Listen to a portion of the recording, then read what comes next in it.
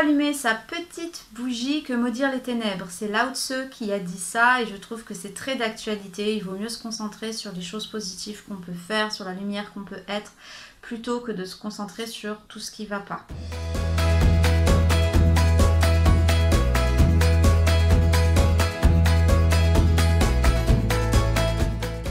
Alors, je dirais la balade avec mon chien ce matin. Tous les jours, ça me coûte un peu d'y aller. Une fois que je suis dehors, je me régale. En plus, aujourd'hui, il faisait super beau. Donc, j'étais dans les bois. Il y avait les chants des oiseaux. Il y avait le bourdonnement des insectes en fond. C'était super sympa. Et en plus, petite touche supplémentaire de bonheur. Il restait des crêpes d'hier soir. Donc, une petite crêpe à la confiture de mûre sauvage. Un délice.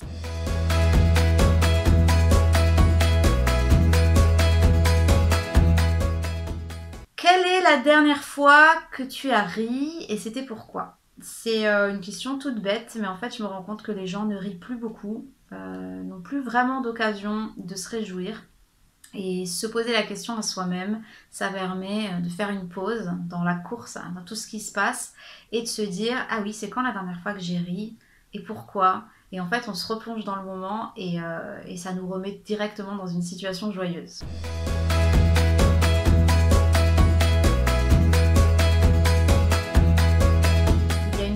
Que je déteste, c'est comment ça va. Comment ça va, parce que c'est une phrase bateau, une phrase réflexe que tout le monde dit sans écouter la réponse, puisque d'office les gens vont dire ça va et toi, ou alors juste et toi. Et en fait je déteste cette question, j'ai toujours détesté cette question parce que les personnes vraiment importantes, on leur demande pas comment ça va, on va tout de suite voir si ça va ou pas, et puis on va leur poser des questions beaucoup plus orientées. Et ouais, j'aime pas cette question.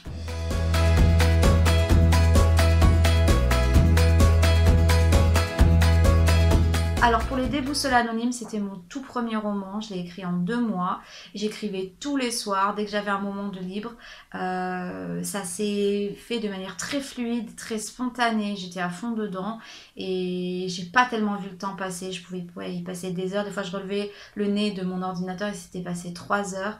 Et non, très très facile et c'est d'ailleurs pour ça que je me suis rendu compte qu'en fait j'aimais tellement ça que je voulais faire ça tout le temps.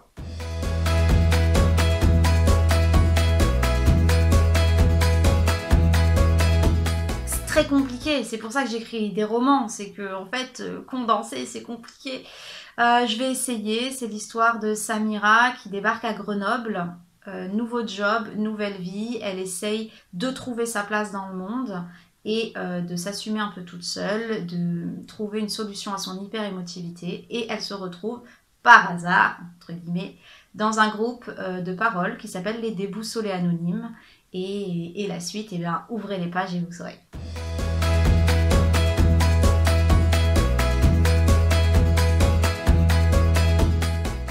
Je suis très touchée par la plume de Jojo Moyes, je ne sais pas si on dit ça comme ça en français, donc c'est une autrice britannique.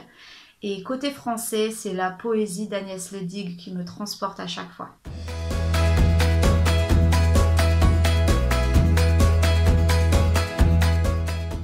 Eh bien, pas d'objet, parce que je pense qu'on peut passer des journées exceptionnelles sans que les circonstances extérieures puissent influer. Donc je dirais être en paix avec soi et s'aimer soi-même. À mon avis, c'est déjà énorme. C'est le plus beau cadeau qu'on puisse se faire à soi et qu'on puisse offrir aux autres.